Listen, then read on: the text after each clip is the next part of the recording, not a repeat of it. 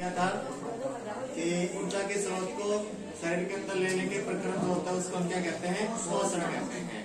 अब हम आगे पढ़ेंगे कि पोषण होता कितने प्रकार का है। तो हम पोषण की परिभाषा तो पहले लिख चुके हैं, तो हमें वो लिखनी नहीं दोबारा। तो अब अपना जो टॉपिक अगला हुआ है, सजीव अपना पोषण कैसे करते हैं। तो देखो, पोषण के आधार पर जीव होते हैं दो प्रकार के। कितने प्रकार के? दो प्रकार के। एक तो होते हैं स्वपोषी जीव और एक होते हैं विषमपोषी जीव। तो दोनों हमें पढ़ने हैं। तो सबसे पहले देखिए स्वपोषी जीव क्या होते हैं। वे जीव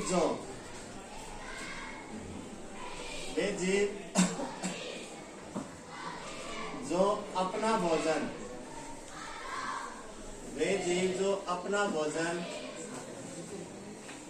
अकार्बनिक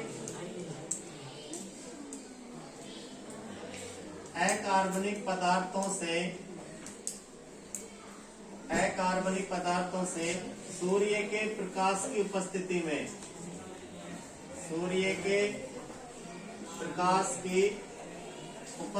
में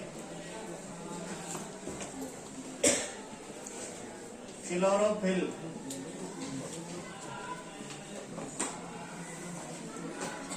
की सहायता से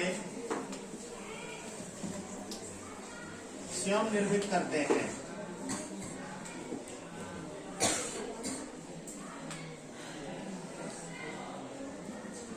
वे स्वपोषी कहलाते हैं। क्या कहलाते हैं? स्वपोषी। यानी कि ऐसे पेड़ पौधे या ऐसे जंतु जो अपना भोजन खुद बनाते हैं, उनको जरूरत नहीं है किसी की, बाहर से वो प्राप्त नहीं करते, तो उनको हम स्वपोषी कहते हैं। तो पौधे अपना भोजन खुद ही बनाते हैं। पौधे क्या बनाते हैं कि सूर्य के प्रकाश को ग्रहण करते हैं और सूर्य के प्रकाश में जो अकार्बनिक पदार्थ होते हैं, उन अकार्बनिक पदार्थों से अपना भोजन निर्माण कर लेते हैं। तो सूर्य के प्रकाश में क्लोरोफिल की उपस्थिति, पत्तियों में क्लोरोफिल होता है, सूर्य के प्रकाश और क्लोरोफिल दोनों मिलकर क्या बनाते हैं? भोजन बनाते हैं। ठीक है, तो ये जो अपना भोजन खुद बनाते हैं वो कहलाते हैं स्वपोषी। क्या कहलाते हैं? स्वपोषी। यानी ये अकार्बनिक पदार्थों को कन्वर्ट करते हैं, किसमें? कार्बनिक पदार्थों में। और किसकी उपस्थिति में? सूर्य के प्रकाश की उपस्थिति में क्लोरोफिल की सहायता से। तो यहाँ पे हम क्या लिखेंगे? उदाहरण। तो ऐसे कौन कौन से जीव हैं जो स्वपोषी होते हैं? तो एक तो होते हैं पेड़ पौधे, हरे पेड़ पौधे। कौन से? हरे पौधे अपना भोजन खुद बनाते हैं।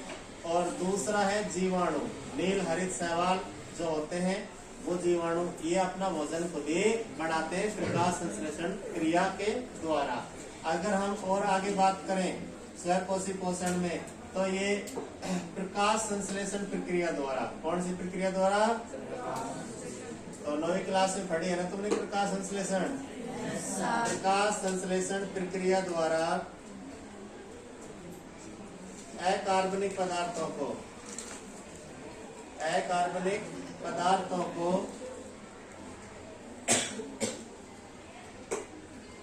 कार्बनिक पदार्थों में परिवर्तित करते हैं। और कार्बनिक पदार्थ की ऊर्जा का क्या होता है? स्रोत। कार्बनिक पदार्थों में परिवर्तित करते हैं।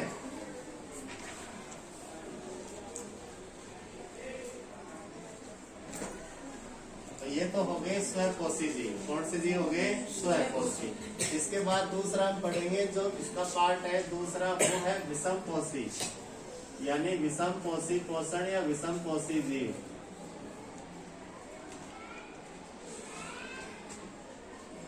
जीव की जगह होता है कि विषमपोषी जीव या विषमपोषी पोषण, कुछ भी लिख लो, कोई फर्क नहीं पड़ रहा। तो देखो, वे जीव यानी सजीव की हम बात कर रहे हैं। वे जीव जो अपना भोजन प्रत्यक्ष यानी डायरेक्टली या प्रत्यक्ष या अप्रत्यक्ष रूप से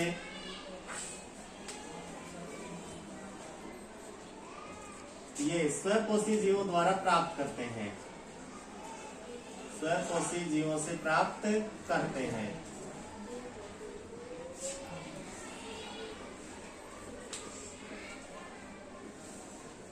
विषमपोषी कहलाते हैं। विषमपोषी कहलाते हैं। तो ये हो गए तुम्हारे विषमपोषी।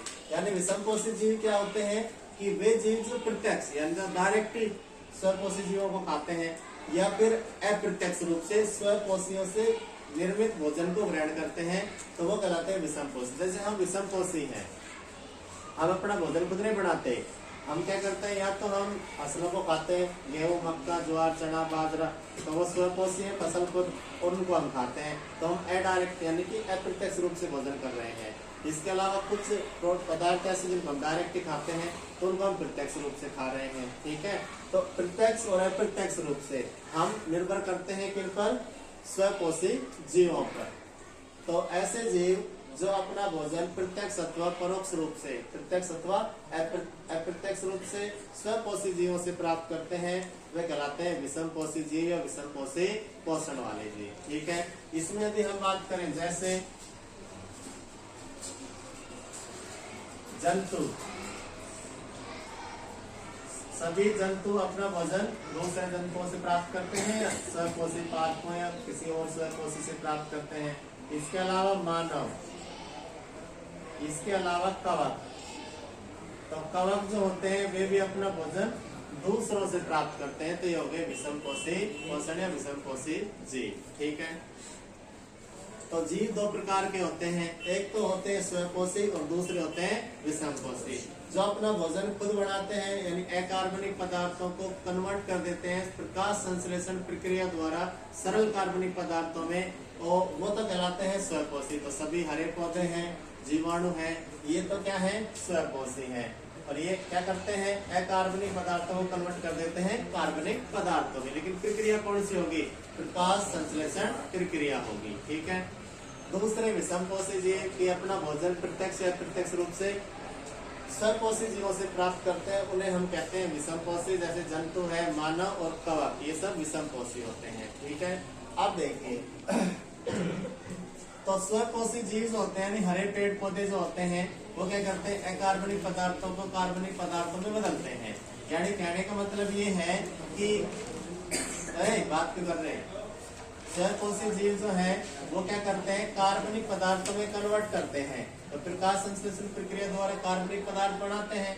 अब ये कार्बनिक पदार्थ होते कौन से हैं, यानी कार्बनिक पदार्थों से ऊर्जा मिलती है, और ऊर्जा हमें एक से मिलती है सबसे ज्यादा, और वो होते हैं कार्बोहाइड्रेट। क्या होते हैं, कार्बोहाइड्रेट। इनसे हमें ऊर्जा मिलती है।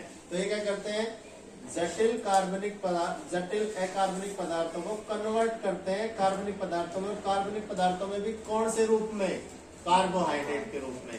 देखो तुमने काफी बार देखा होगा कि गर्मियों में जब हम क्या करते हैं, कोई किसी व्यक्ति के शरीर में पानी की कमी हो जाए, दस्त लग जाए या फिर ऊर्जा की कमी हो जाए, तो उसको पकड़ के हॉस्पिटल ले जाते हैं, वहां जाते इसे ग्लूकोज चढ़ा दिया जाता है, ग्लूकोज की बोतल लगा देते हैं। ग्लूकोज की बोतल जब तक चढ़ती है फिर उसके बाद तुरंत उसमें एनर्जी आ जाती है। तो एनर्जी कहाँ से आई, वो ग्लूकोज जो होता है ना, वो कार्बोहाइड्रेट ही है। वो क्या है कि कार्बोहाइड्रेट, ग्लूकोज, फ्रैक्टोज, सुक्रोज, ये सब किसके रूप है, कार्बोहाइड्रेट के। जैसे तुमने देखा होगा खिलाड़ी जो क्रिकेट वगैरह खेलते हैं या फिर जो टेनिस वगैरह का खेल खेलते हैं जिनमें भाग दौड़ ज्यादा होती है, वो क्या करते हैं, बीच में बैठ के बिस्कुट खाते हैं, और बिस्कुट खाने के बाद तुरंत पानी पी लेते हैं, तो उनके शरीर को ऊर्जा मिल जाती है तुरंत ही। क्यों, बिस्किट में क्या होता है, कार्बोहाइड्रेट, तुरंत एनर्जी मिलती है। तो कार्बोहाइड्रेट ऐसा है जिससे तुरंत एनर्जी मिलती है। तो ये क्या करते हैं, प्रकाश संश्लेषण की प्रक्रिया द्वारा कार्बनिक पदार्थों का निर्माण करते हैं, और कार्बनिक पदार्थों में भी किसका निर्माण करते हैं, कार्बोहाइड्रेट का। और इस कार्बोहाइड्रेट से हमें क्या मिलती है, ऊर्जा। अब देखो पेड़ पौधे ऊर्जा प्राप्त कर रहे हैं, जितना इनको जरूरत है उतना तो काम में ले ली। पेड़ पौधों ने आज प्रकाश संश्लेषण क्रिया की और इनको जितनी जरूरत पड़ी उतनी तो काम में ले ली। बाकी कार्बोहाइड्रेट जो बची हुई है उसका स्टोरेज कर लेते हैं, यानी खुद के अंदर रक्षित कर लेते हैं, स्टोरेज कर लेते हैं। तो शेष बची कार्बोहाइड्रेट, यानी जितनी काम में आनी थी उतनी तो काम में ले ली, और शेष जो बच गई, शेष बची कार्बोहाइड्रेट को क्या करते हैं, रक्षित ऊर्जा के रूप में स्टोर कर लेते हैं। रक्षित ऊर्जा के रूप में क्या कर लेते हैं, स्टोर। और जो पेड़ पौधे ऊर्जा को जिस रूप में स्टोर करते हैं, जिस रूप में भंडारित करते हैं, उस रूप का नाम होता है मंड। क्या नाम होता है? तो ये शेष बचे कार्बोहाइड्रेट के रूप में जो ऊर्जा है उसको रक्षित किस रूप में करते हैं? मंड के रूप में करते हैं। तो पेड़ पौधों में ऊर्जा किस रूप में संचित होती है? मंड के रूप में। जितनी काम में आनी थी उतनी काम में ले ली और बाकी शेष भाई उसको क्या कर लिया? रक्षित यानी स्टोर कर लिया। स्टोर किस रूप में करते हैं? मंड के रूप में करते हैं। ठीक है, जब कभी भी जरूरत पड़ती है तो क्या करते हैं? इस संचित मंड का उपयोग करते हैं और ऊर्जा ले लेते हैं। बात कर रहे हैं विषम कोशी पोषण की, तो ये क्या करते हैं?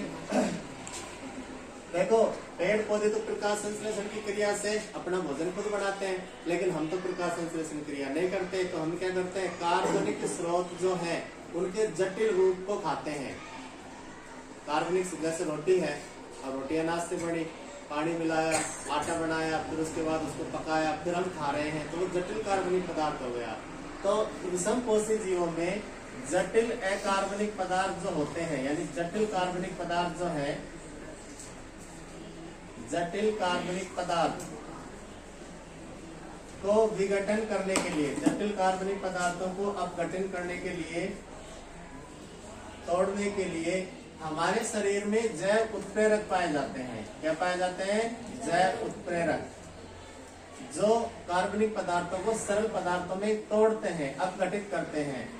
जटिल कार्बनिक पदार्थों को अपघटित करने हेतु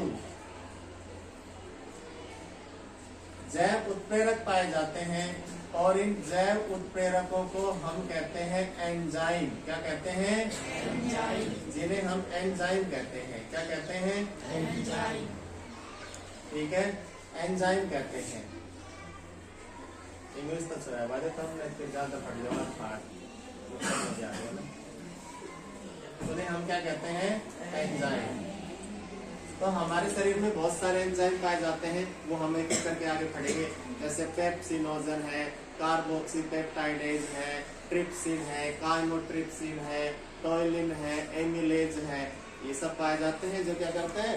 वसा का, प्रोटीन का, विटामिन सबका पाचन करने में मदद करते हैं। तो एंजाइम कार्य करते हैं।